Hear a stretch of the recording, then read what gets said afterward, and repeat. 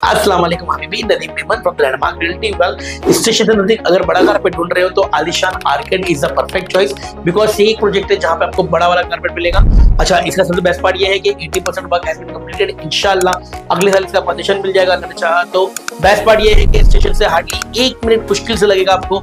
इसके अलावा school, hospital, college, थाना भी आपको जाना हो तो बहुत ही नियरली आप जा सकते हो। सबसे अच्छी बात इस प्रोजेक्ट की ये है कि इसका ऑन रोड प्रोजेक्ट है, कहीं भी आपको अंदर वगैरह जाने की जरूरत नहीं है। लेकिन अगर फिर भी आपको ज्यादा जानकारी चाहिए तो इस नंबर पे कॉल करें, कॉल बिजी आए तो व्हाट्सएप करें। मैं इस्लामुद्दीन खान और आप देख रहे हैं प्रहार टाइम्स। मनसे प्रमुख राज ठाकरे और मनसे नेता अविनाश जाधव के खिलाफ एक शख्स ने अभद्र भाषा का इस्तेमाल किया है। बताया जा रहा है कि इस शख्स को पुलिस ने गिरफ्तार भी कर लिया है। कल रात की ये वीडियो है, बताई जा रही है कि ठाणे के गांधीनगर इलाके की है, जहां एक मराठी शख्स से हिंदी भाषी इस शख्स के बीच में किसी बात को लेकर विवाद हो गया था। तभी इस हिंदी भाषी शख्स ने राज ठाकरे और अविनाश जाधव के खिलाफ अभद्र भाषा बोला। कहा कि गांधीनगर इलाका है ये, यहाँ पर भाइयों की चलेगी।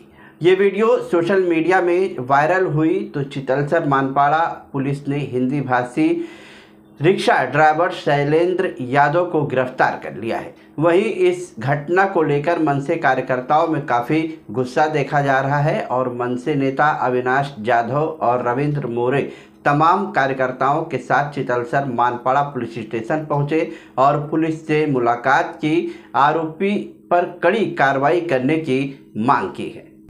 जाहीरगाव परप्रांतीयाने शिवीगाळ केलेला आहे, अभद्र भाषा वापरलेली आहे आणि त्याचा व्हिडिओ देखील व्हायरल होतोय। कशा प्रकारचा पोलिसांवर तुम्ही आता देखील आलेला आहात, काय नेमकं वाटतं? मला वाटतं त्याचा महाप्रसादाचा कार्यक्रम हा पोलीस स्टेशनच्या आतमध्ये आता झालेला आहे। आमच्या महाराष्ट्र सैनिकांनी त्याला जो काही महाप्रसाद द्यायचा आहे तो पोलीस स्टेशनच्या आतमध्ये दिला। जो कोणी राजसाहेबांच्या बाबतीत बोलायची हिम्मत या महाराष्ट्रात या ठाण्यात करेल तो कुठे आहे याचा आम्ही कधीही विचार करणार नाही। तो जगातल्या कुठल्याही कोपऱ्यात असेल त्याला महाराष्ट्र सैनिक चोप दिल्याशिवाय राहणार नाही आणि आताही तेच घडलेलं आहे। मी परत सांगतो, आमच्या नादाला लागू नका। हे भैये बिये तुम्ही तुमच्या घरी राहा, आमच्या नादाला लागलात तर तुमचा कार्यक्रम फिक्स आहे। आणि याच्यापुढे उरलेल्या पण भैयांना माझी तंबी आहे की आम्ही तुमच्या नादाला लागलेलो नाहीये, तुम्ही आमच्या नादाला लागून आमच्या नादाला लागलात तर तुम्हाला आम्ही सोडणार नाही, ही आमची तुम्हाला तंबी आहे। तर कुठेतरी तेढ निर्माण करायचा प्रयत्न सुरू आहे का? हे सगळं भारतीय जनता पक्षाकडनं सुरू आहे।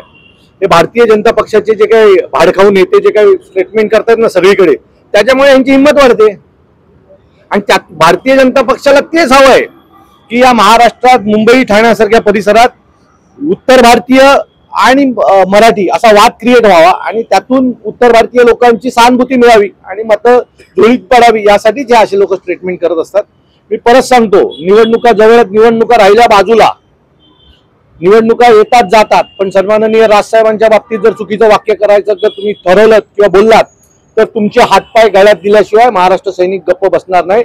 आणि त्याची प्रचिती आता त्याला आलेली आहे वरती आणि भविष्यात ज्या वेळेला त्याची बेल होईल तेव्हा पण येईलच। मनसेचा लोगो पाहिल्यानंतर त्याला हा राग अनावर झाला। कुठेतरी आता तुमच्या चिन्हावरून देखील, भगव्या रंगावरून देखील आक्षेप वाटतो लोकांना।